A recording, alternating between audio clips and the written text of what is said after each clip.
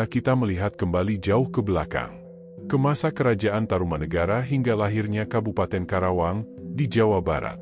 Tidak henti-hentinya berlangsung suatu pemerintahan yang teratur, namun dalam sistem pemerintahan, pusat pemerintahan, ibu kota, dan pemegang kekuasaan mengalami perubahan dan pergantian serta perkembangan, seperti Kerajaan Tarumanegara 357-618 Masehi, dan Kerajaan Sunda awal abad ke-8, akhir abad ke-16 Masehi, termasuk Kerajaan Galuh, yang memisahkan diri dan Kerajaan Tarumanegara ataupun Kerajaan Sunda pada tahun 671 Masehi, Kerajaan Sumedang Larang 1580-1608 Masehi, Kesultanan Cirebon 1482 Masehi, dan juga pada masa Kesultanan Banten, abad 15-19 Masehi.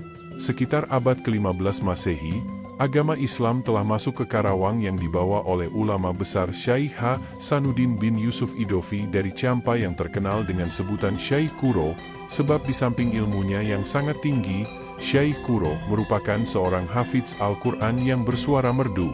Kemudian ajaran agama Islam yang beliau syiarkan, dilanjutkan penyebarannya oleh wali yang dikenal dengan Wali Sangat. Pada masa itu daerah Karawang sebagian besar masih merupakan hutan belantara serta daerah yang dikelilingi oleh rawa-rawa.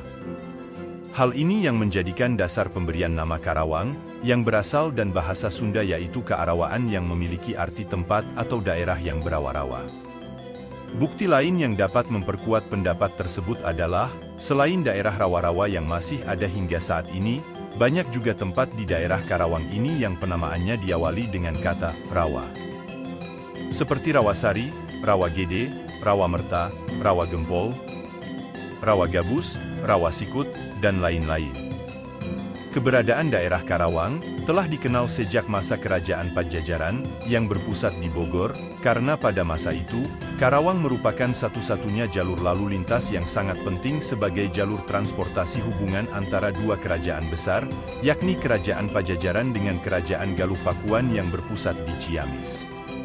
Sumber lain, buku-buku yang dicatat dalam sejarah bangsa Portugis, tahun 1512 dan 1552 menerangkan bahwa pelabuhan penting dari Kerajaan Pajajaran adalah Caravan. Yang dimaksud sebagai Caravan dalam sumber tadi adalah tentang letak daerah Karawang yang berada di sekitar Sungai Citarum. Sejak dahulu kala, bila akan melewati daerah rawan, demi keamanan di jalan, orang-orang selalu bepergian secara berkafilah atau rombongan dengan menggunakan hewan seperti kuda, sapi, kerbau atau keledai. Demikian juga halnya yang mungkin terjadi pada zaman dahulu kesatuan kafilah yang dalam bahasa Portugisnya disebut caravan. Membuat pelabuhan-pelabuhan yang berada di sekitar muara Sungai Citarum yang menjorok hingga ke daerah-daerah pedalamannya sehingga dikenal dengan sebutan caravan, yang kemudian berubah menjadi Karawang. Dari Kerajaan Pakuan Pajajaran, ada sebuah jalan yang dapat menjadi acuan menuju daerah-daerah seperti Cilengsi atau Cibarusah, Warung Gede, Tanjung Pura, Karawang, Cikao, Purwakarta, Raja Galuh, Talaga, Kawali dan berpusat di Kerajaan Galuh Pakuan, di sekitar Ciamis dan Bojonggaluh. Luas wilayah Kabupaten Karawang saat itu tidak sama dengan luas wilayah Kabupaten Karawang pada masa sekarang. Pada saat itu, luas Kabupaten Karawang meliputi Bekasi, Subang, Purwakarta, dan Karawang sendiri. Setelah Kerajaan Pajajaran runtuh pada tahun 1579 Masehi, 1 tahun setelah itu tepatnya tahun 1580 Masehi, berdirilah Kerajaan Sumedang Larang sebagai penerus pemerintahan Kerajaan Pajajaran dengan rajanya yang bernama Prabu Geusan Ulun, putra dari pernikahan Ratu Pucuk Umun. Disebut juga Pangeran Istri, dengan Pangeran Santri keturunan Sunan Gunung Jati dari Cirebon. Kerajaan Islam Sumedang Larang menempatkan pusat pemerintahannya, Kota Raja, di Dayeuh Luhur, dengan membawahi Sumedang, Galuh, Limbangan, Sukakerta dan Karawang. Setelah Prabu Geusan Ulun wafat pada tahun 1608 Masehi, pemerintahan digantikan oleh puteranya yang bernama Rangga Gempol Kusumandinata. Beliau adalah putra sang Prabu Geusan Ulun dan istrinya Harisbaya, keturunan Madura. Pada masa itu, di Jawa Tengah telah berdiri Kerajaan Mataram dengan rajanya yang bernama Sultan Agung, 1613-1645 Masehi. Adapun salah satu cita-cita Sultan Agung adalah menguasai seluruh pulau Jawa serta mengusir kompeni Belanda dari Batavia. Sebagai Raja Sumedang Larang, Rangga Gempol Kusumandinata masih mempunyai hubungan kekeluargaan dengan Sultan Agung sendiri, dan beliau juga mengakui kedaulatan Kerajaan Mataram. Maka pada tahun 1620 Masehi, Rangga Gempol menghadap ke Mataram dan menyerahkan Kerajaan Sumedang Larang di bawah naungan Kerajaan Mataram. Sejak itu, Kerajaan Sumedang Larang dikenal dengan sebutan Prayangan. Kemudian Rangga Gempol Kusumandinata diangkat oleh Sultan Agung sebagai Bupati Wedana untuk Tanah Sunda, dengan batas-batas wilayah yaitu di sebelah timur Kali Cipamali, sebelah barat Kali Cisadane, di sebelah utara Laut Jawa dan di sebelah selatan Laut Kidul. Karena Kerajaan Sumedang Larang berada di bawah naungan Kerajaan Mataram, maka dengan sendirinya Karawang pun berada di bawah kekuasaan Mataram. Pada tahun 1624, Rangga Gempol Kusumandinata wafat, beliau dimakamkan di Bembem, Yogyakarta. Sebagai penggantinya, Sultan Agung mengangkat Rangga Gede, putra Prabu Geusan Ulun dan istrinya Nyimas Gedeng Waru dari Sumedang. Rangga Gempol II, putra Rangga Gempol Kusumandinata yang semestinya menerima tahta kerajaan, merasa disisihkan dan sakit hati. Kemudian beliau berangkat ke Banten untuk meminta bantuan kepada Sultan Banten agar dapat menaklukkan Kerajaan Sumedang Larang. Dengan imbalan apabila berhasil, maka seluruh wilayah kekuasaan Sumedang Larang akan diserahkan kepada Sultan Banten. Sejak itulah banyak tentara Banten dikirim ke Karawang, terutama di sepanjang Sungai Citarum, di bawah pimpinan Pager Agung dengan bermarkas di Uduk-Uduk. Pengiriman bala tentara Banten ke Karawang dilakukan oleh Sultan Banten bukan saja untuk memenuhi permintaan Rangga Gempol II, tetapi merupakan awal usaha Banten untuk menguasai Karawang sebagai persiapan untuk merebut kembali pelabuhan Banten yang telah dikuasai oleh kompeni Belanda, yaitu Pelabuhan Sunda Kelapa. Masuknya tentara Banten ke Karawang beritanya telah sampai ke Mataram. Pada tahun 1624, Sultan Agung mengutus Surengrono, Arya Wirasaba, dan Mojo Agung Jawa Timur, untuk berangkat ke Karawang dengan membawa 1000 prajurit dengan keluarganya, dari Mataram melalui Banyumas dengan tujuan untuk membebaskan Karawang dari pengaruh Banten, mempersiapkan logistik, dengan membangun gudang-gudang beras, dan meneliti rute penyerangan Mataram ke Batavia. Di Banyumas, Arya Surengrono meninggalkan 300 prajurit dengan keluarganya untuk mempersiapkan logistik dan penghubung ke ibu kota Mataram. Dari Banyumas perjalanan Arya Surengrono dilanjutkan dengan melalui jalur utara melalui Tegal, Brebes, Cirebon, Indramayu dan Ciasem. Di Ciasem ditinggalkan lagi 400 prajurit dengan keluarganya, kemudian perjalanan dilanjutkan lagi ke Karawang. Setibanya di Karawang, dengan sisa 300 prajurit dan keluarganya, Arya Surengrono menduga bahwa tentara Banten yang bermarkas di Uduk-Uduk mempunyai pertahanan yang sangat kuat, karena itu perlu diimbangi dengan kekuatan yang memadai pula. Langkah awal yang dilakukan Arya Surengrono mendirikan tiga desa, yaitu Desa Waringin Pitu, Teluk Jambe, Desa Parakan Sapi, di Kecamatan Pangkalan yang sekarang telah terendam Waduk Jatiluhur, dan Desa Adiarsa, sekarang termasuk di Kecamatan Karawang, dengan pusat kekuatan di Desa Waringin Pitu.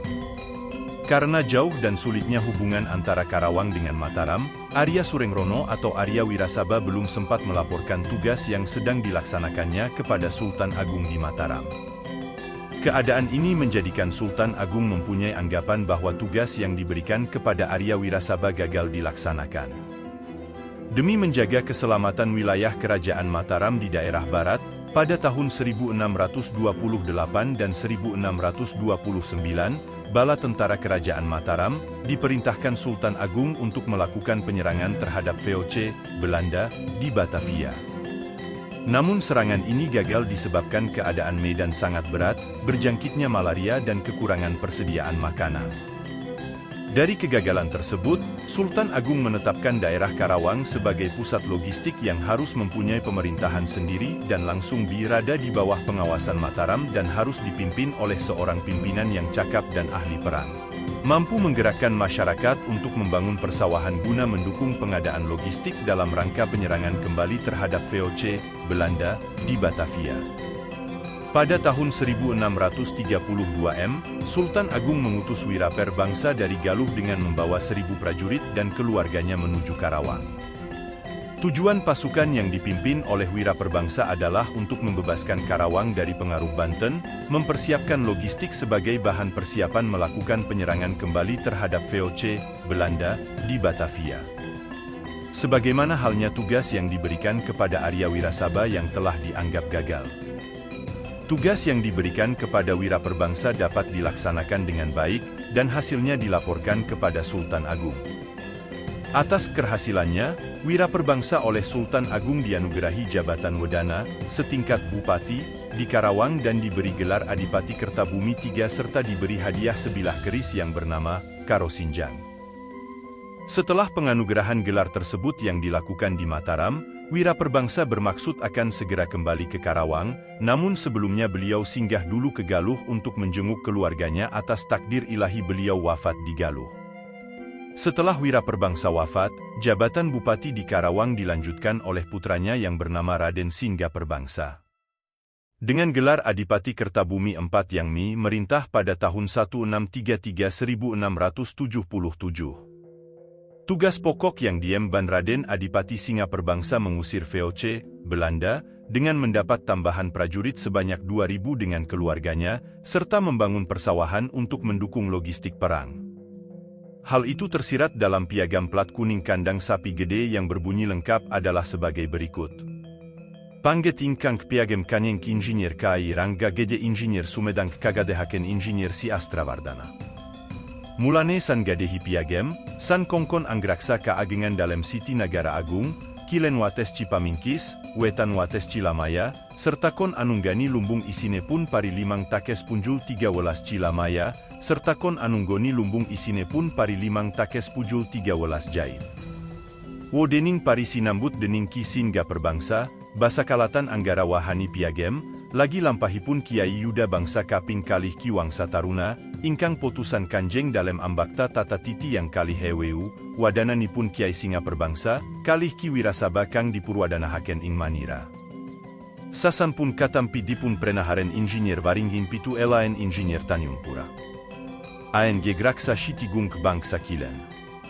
Kala nulis piagam ing dina Rebo tanggal ping 10 sasi mulut tahun alif. Kang Annulis Piagam Menira Anggaprana Titia. Terjemahan dalam bahasa Indonesia. Peringatan piagam raja kepada Ki Rangga Gede di Sumedang diserahkan kepada Si Astrawardana, sebabnya maka saya serahi piagam ialah karena saya berikan tugas menjaga tanah negara agung milik raja. Di sebelah barat berbatas Cipamingkis, di sebelah timur berbatas Cilamaya, serta saya tugaskan menunggu lumbung berisi padi 5 takes lebih 13 jahit. Adapun padi tersebut diterima oleh Ki Singaperbangsa, basa kalatan yang menyaksikan piagam dan lagi Kiai Yuda Bangsa bersama Ki Wangsa T. Aruna yang diutus oleh raja untuk pergi dengan membawa 2.000 keluarga. Pimpinannya adalah Kiai Singaperbangsa dan Ki Wirasaba. Sesudah piagam diterima kemudian mereka ditempatkan di Waringin Pitu dan di Tanjung Pura. Tugasnya adalah menjaga tanah negara agung di sebelah barat. Berbatas Cipamingkis, di sebelah timur berbatas Cilamaya, serta saya tugaskan menunggu lumbung berisi padi 5 takes lebih 13 jahit. Adapun padi tersebut diterima oleh Ki Singaperbangsa, basa kalatan yang menyaksikan piagam dan lagi Kiai Yuda Bangsa bersama Ki Wangsa T. Aruna yang diutus oleh raja untuk pergi dengan membawa 2.000 keluarga. Pimpinannya adalah Kiai Singaperbangsa dan Ki Wirasaba. Sesudah piagam diterima kemudian mereka ditempatkan di Waringin Pitu dan di Tanjung Pura. Tugasnya adalah menjaga tanah negara agung di sebelah barat. Piagam ini ditulis pada hari Rabu tanggal 10 bulan Mulut tahun Alif. Yang menulis piagam ini ialah saya, Anggaprana selesai. Tanggal yang tercantum dalam piagam plat kuningan kandang sapi gede, ditetapkan sebagai hari jadi Kabupaten Karawang. Hari jadi Karawang pada tanggal 10 Rabiul Awal tahun 1043 Hijriah, atau bertepatan dengan tanggal 14 September 1633 atau hari Rabu tanggal 10 Mulut 1555 tahun Jawar Saka. Asal-usul Karawang dan sejarah Karawang sangat panjang ceritanya. Sejak zaman Kerajaan Tarumanegara hingga kini menjadi kota industri. Bahkan di masa kini Karawang menjadi alternatif tempat tinggal dari berbagai daerah untuk mengadu nasib di kota satelit ibu kota negara, Jakarta. Dilihat dari sejarah, sejarah Karawang diawali dari awal abad Masehi dan terus bersambung hingga era Kerajaan Sunda, Mataram dan masa kemerdekaan. Kini Karawang menjadi Kabupaten Karawang. Wilayah Karawang merupakan wilayah pesisir pantai utara Jawa bagian barat dan termasuk bagian dari Provinsi Jawa Barat. Secara geografis Kabupaten Karawang terletak antara 10702, 10740, BT dan 50562, 6034, LS. Secara topografis sebagian besar wilayahnya termasuk ke dalam dataran aluvial dengan ketinggian 0,6 di atas permukaan laut dan kemiringan tanah 0,2%. Luas wilayah Kabupaten Karawang 1753,27 km2 atau 3,73% dari luas Provinsi Jawa Barat. Secara administratif, Kabupaten Karawang memiliki 30 kecamatan yang terdiri dari 298 desa dan 11 kelurahan.